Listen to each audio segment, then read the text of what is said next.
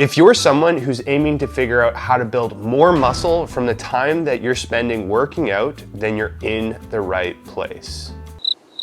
In this video, I'm going to walk you through one of my full body workouts from my personal training program, so you can see an example of how I aim to spend my time as efficiently as possible working out to accomplish significant muscle growth progress. I'm going to share an explanation behind each of the exercises I perform, the reasoning behind why I choose to perform each exercise, as well as the specifics of how I perform each exercise to drive for as much muscle growth as possible. In short, I'm going to show you how I work out to effectively build muscle so that you can do it too.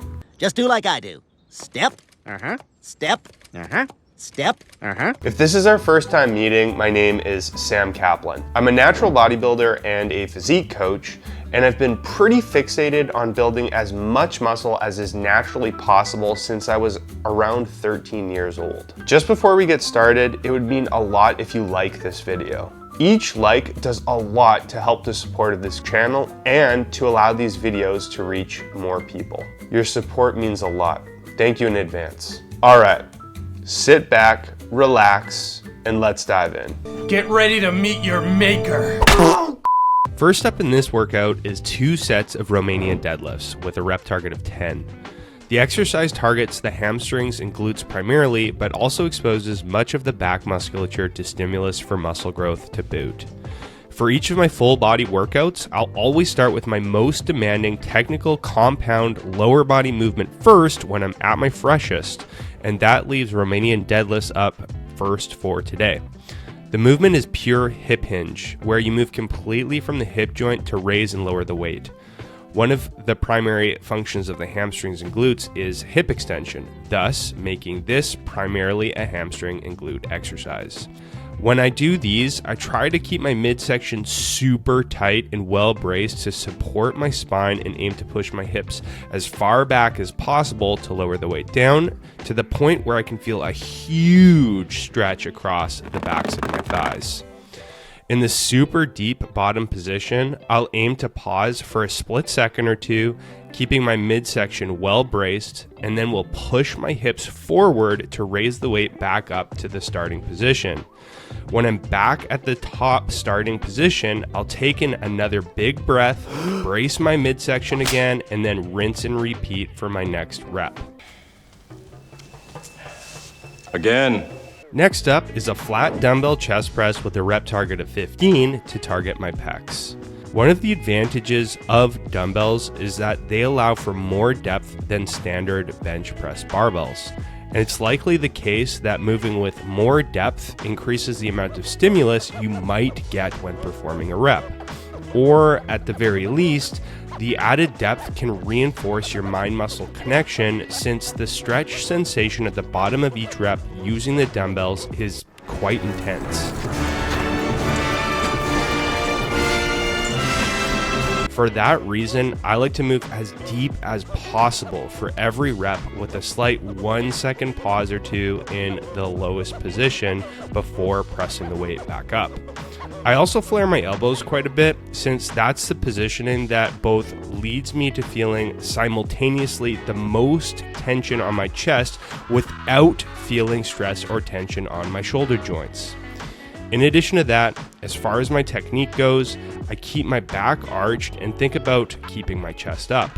Those are simple cues, but I found that they go a long way with keeping my technique tight to where I get tons of stimulus for muscle growth.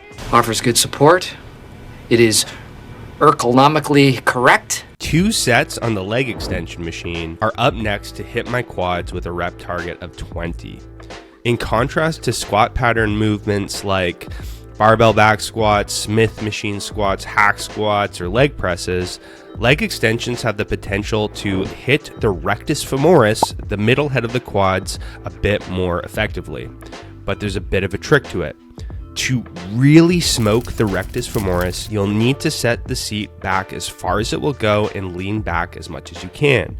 By doing so, you'll be more extended at the hips, which will set the rectus femoris in a position where it can produce more force. A Jedi can feel the Force flowing through him. And be exposed to more mechanical tension than if you were sitting more upright and vertically. I know the setup might look a bit silly at first glance, but it really does make a difference. Give it a shot the next time you do these, and you'll see. And next we have 2 sets of some chest supported rows to nuke my traps.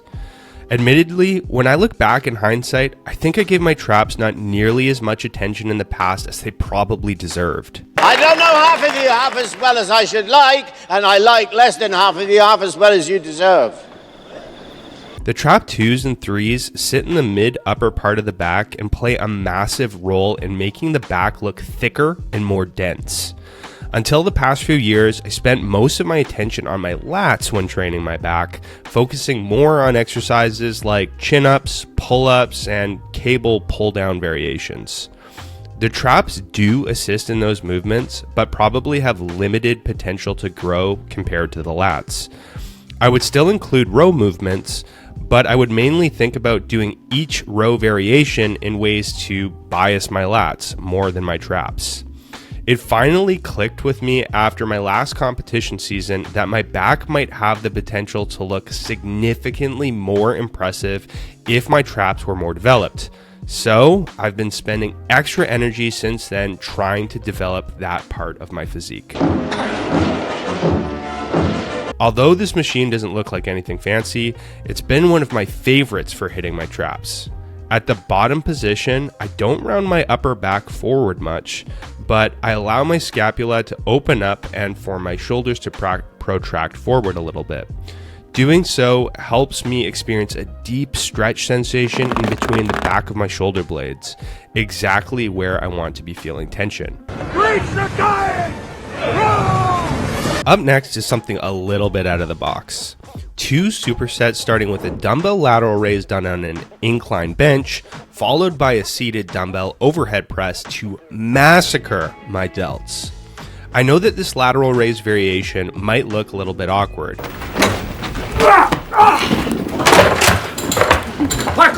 But it's become one of my favorite shoulder exercises nonetheless, and I've actually adopted it as one of my program staples over the past year. It seems to bias my delts in their more stretched position, making them stimulative in a different way than standard upright lateral raises. They probably hit both the side and front fibers of the delts, and on top of that, I think they might also hit the rotator cuff muscles of the shoulders a good deal too, since there is a lot of external rotation involved at this angle. You might be thinking, "You're hitting your rotator cuffs? Aren't you worried you're going to injure your shoulders?" Nope. If anything, doing this exercise properly will develop my rotator cuff muscles, which will lead me to healthier, stronger, and more mobile shoulders. That being so, I found that the exercise does seem to lend itself better to being performed with lighter loads at higher rep ranges as to not risk damaging the smaller connective tissue around that musculature by lifting too heavy. The dumbbell overhead press comes immediately after the lateral raises with a rep target of 10. I like to do the lateral raises strategically before the overhead press as a way of pre-fatiguing my shoulders to ensure that my delts are the limiting factor of the movement and not my triceps.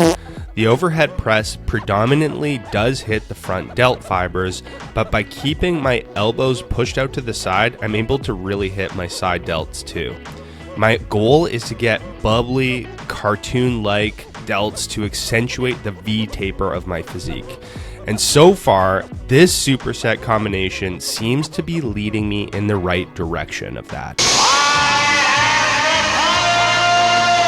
You better believe 2 sets of incline dumbbell curls are up next.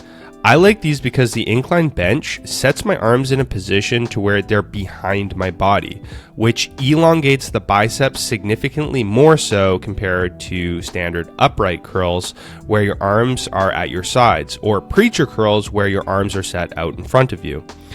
The different length and position of the biceps probably leads to a different kind of a stimulus compared to those other curl variations, which is why I like including them. The longer I've been lifting, the more inclined I've been to use lighter loads and keep the movement super strict, to where all of the moving is coming from the elbow joint and practically nothing from the shoulder. I found that that's simply the most effective way of moving to keep the tension on my biceps as high as possible without losing any energy on swinging even slightly from the shoulders. And lastly, a recent addition to my program is up next. 2 sets of dumbbell skull crushers with a rep target of 12 to smoke my triceps. From my past lifting history, I know that my elbows are prone to injury during most tricep movements, whether that be cable pushdowns, overhead extensions, or different skull crusher variations. That being so, what helps me to keep my elbows pain-free and healthy is to keep my tempo super tight, pause in the lowest position, keep my movement pattern in the pocket, and avoid any temptation to falter from any of those above points. Don't tempt me further. With this variation, I mostly feel the area of my triceps that's closest to my elbow and less the part of my triceps that's closest to my shoulders. I'm probably hitting more of the short and middle heads of my triceps and less the long head, which would be best hit from different variations of overhead triceps extensions. I've only spent a few sessions incorporating these so far, but so far, I'm digging them. Tons of tension on my triceps, and my elbows are feeling just fine. Gods of war. May your hammer be mighty.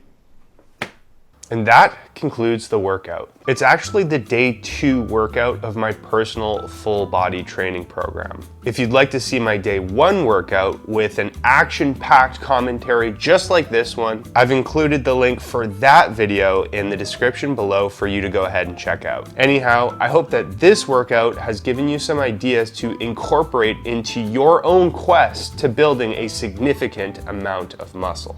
If you have any questions about anything that I've shared in this video, you're invited to drop them in the comment section below, and I'm gonna do the best I can to answer each of them. If you like the video, please let me know by liking it and subscribing to the channel to see more videos like this one. You're invited to follow me on my Instagram account for more fitness content too. Thank you again for watching, and as always, lift hard, lift smart, and I'll see you in the next video.